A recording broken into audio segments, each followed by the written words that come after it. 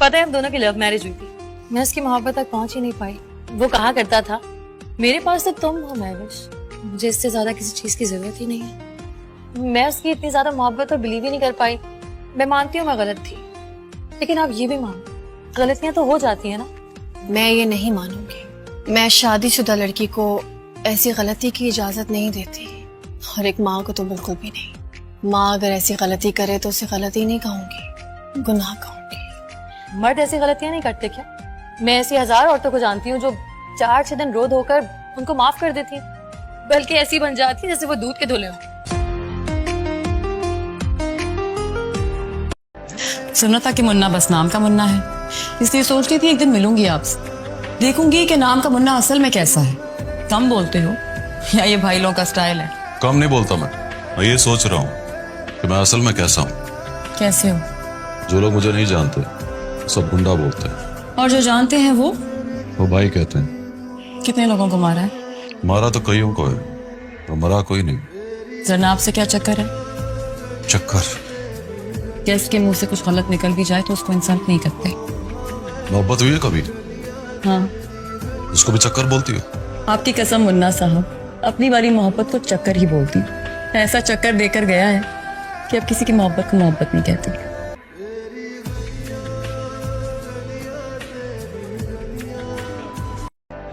मैं तुम्हारे नसीब में नहीं थी ज़ैन। दुनिया में बहुत से लोग मोहब्बत करते हैं और हर किसी को वो मोहब्बत हासिल नहीं होती। अपना और मेरा तमाशा मत बनाओ प्लीज। सलार था मेरी किस्मत में। किस्मत में था, दिल में तो नहीं है। अब वहां भी है।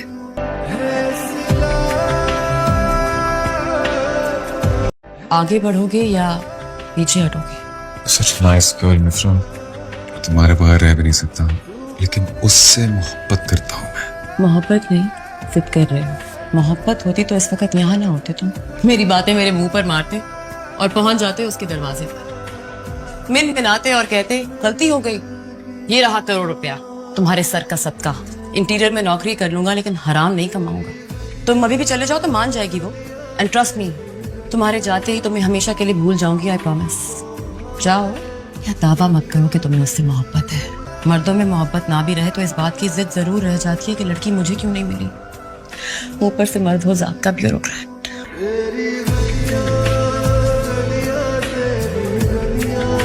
पता है मुझे मुन्ना से मोहब्बत क्यों हुई थी? मैं बताऊं? तुम्हें कैसे पता? लड़की हूँ यार, थोड़े प्लस माइनस के साथ एक जैसी तो होती है। अच्छा चलो बताओ।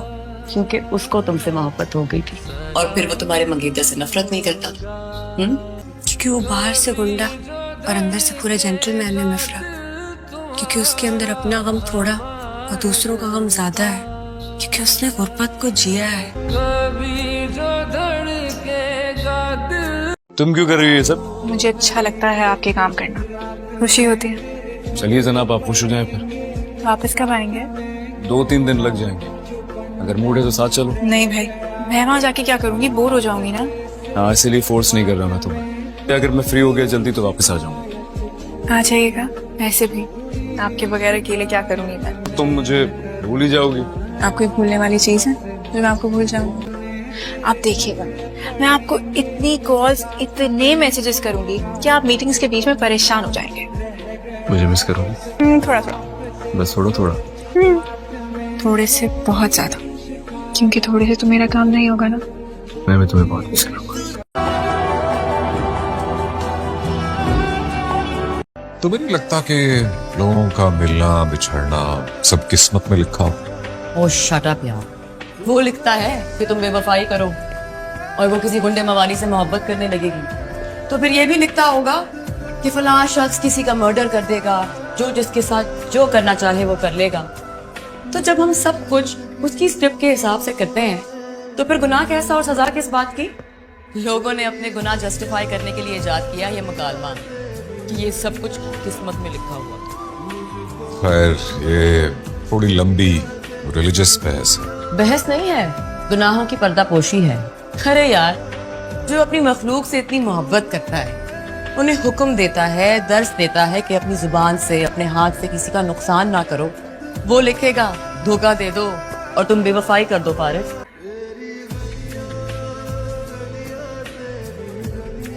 पता है अब्बा, वो मोहब्बत में झूठ बोले उससे वजाहत नहीं मांगनी चाहिए, बस उसका एतबार नहीं करना चाहिए।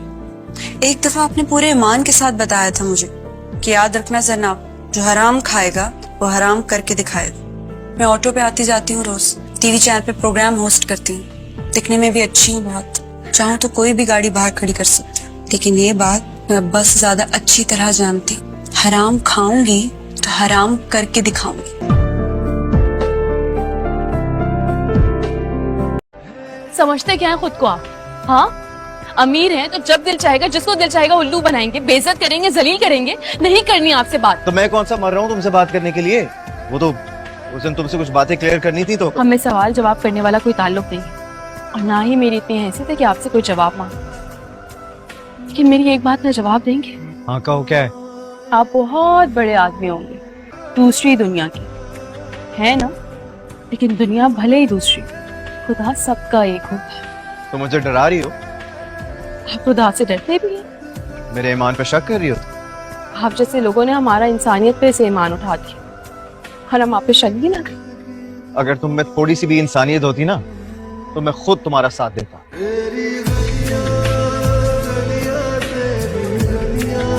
समझती क्या तुम अपने आप को? मैंने ठुकरा दिया तो डेस्परेशन में मेरे भाई से शादी कर, ये गैरतमंदी है तुम लोगों की। ये तरीका शजीना से बात करने का, इसको तमीज सिखाओ। मैंने कुछ कह दिया ना अच्छा नहीं होगा, बस कर लिया बर्दाश्त। चैन आ गया, तुम्हें सुकून मिल गया, यही तो चाहती थी ना तुम। बस अम्मी, सबको कह रहा हूं मैं, आज के बाद शर्जीना की इंसल्ट करने के बारे में किसी ने सोचा भी तो मुझसे बुरा कोई नहीं होगा। चुप रहता हूं इसलिए क्योंकि इज्जत करता हूं आप लोग, कमजोर नहीं हूं मैं। शर्जीना को जलील करने का हक किसी को नहीं दूंगा, सबको कह रहा हूं।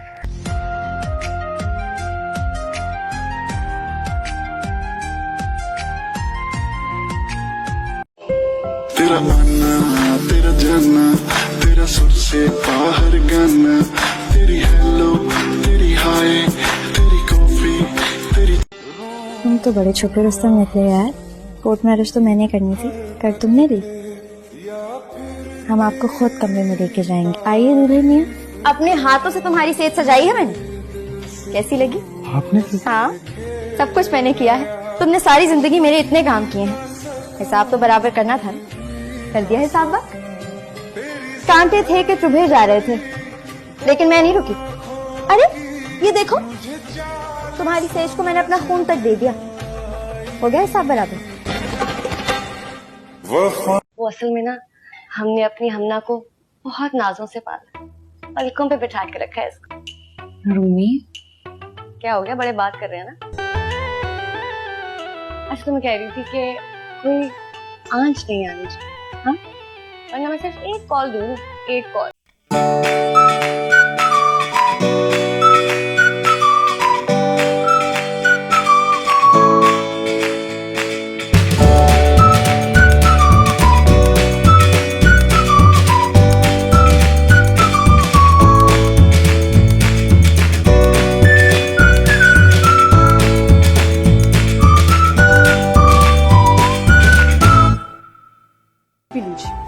मैंने छोड़े हैं बाकी सारे रास्ते, बस आया हूँ तेरे पास। कैसी लग रही हूँ मैं? छोटी सी दुल्हन लग रही हो तुम। बदतमीज। बहुत प्यारी लग रही हो, दिल चाहता है तुम्हारी नजर उतार लो। कि तुम दादी अम्मा वाली बातें कब से करना शुरू हो गए? मुझे ये बता, तुमने चूड़ी क्यों नहीं पहनी? तुमने लेके दी क्या? मैं तुम्हें चूड़ियां लेकर देता और दानियल भाई से मार भी खाता ना। वो इश्क कैसा जिसमें रिस्क ना हो। ये बात है, यही बात है।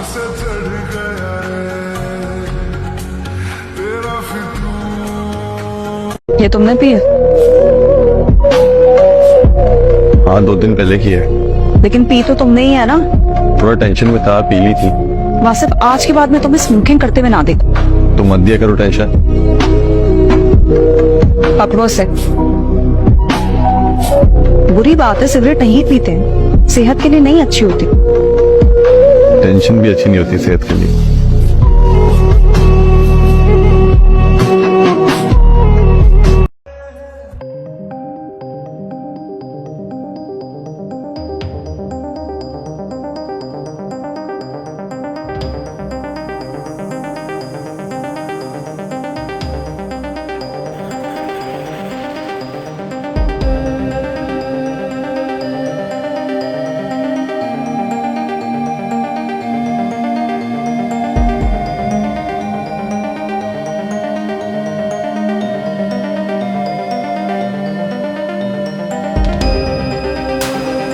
कल को कोई लड़का आके तुम्हारे सामने खड़े होकर ये बोले कि फरहत का शादी से पहले मुझसे अफेयर था, तुम कैसे रिएक्ट करोगे? मैं बहुत ग्रेसफुली रिएक्ट करूंगा।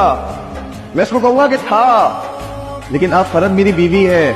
और तुम्हें भी कहूंगा कि अब तुम्हारे पास अगर वो आए तो मुझे बताना। मैं जानता हूँ लड़के लड़कियां एक साथ पढ़ते हैं, उनमें दोस्ती होती है और पसंदीदगी भी होती है, लेकिन इसका ये मतलब नहीं कि शौहर अपनी बीवी का माजी जानकर उस पर शक करने लगे।